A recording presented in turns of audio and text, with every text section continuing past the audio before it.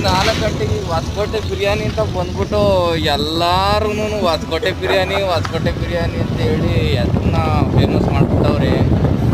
ನಾವು ಅವಾಗ ಹೆಣ್ಮಕ್ಳು ಎದ್ದು ಅಶ್ವತ್ಥಕಟ್ಟೆ ಇವಾಗ ಬಿರಿಯಾನಿ ಅಂಗಡಿ ಸುತ್ತ ನೋಡ್ಬೇಕಂತ ಪರಿಸ್ಥಿತಿ ಬಂದ್ಬಿಟ್ಟೈತೆ. APS ಹೊಸಕೋಟೆ ದಮ್ ಬಿರಿಯಾನಿ ಅಂತ ಸೌದೆ ರೋಡ್ ಹೆಸರು ಐತೆ. ಬನ್ನಿ ತೋರಿಸ್ತೀನಿ ಯಾವ ಥರ ಐತೆ ಅಂತ. ಅಲ್ಲಿ ತೋರಿಸ್ತೀನಿ ಬನ್ನಿ. ಹೊಸಕೋಟೆ ದಮ್ ಬಿರಿಯಾನಿ ಅಂತ ಬಂದಿದ್ದೀವಿ.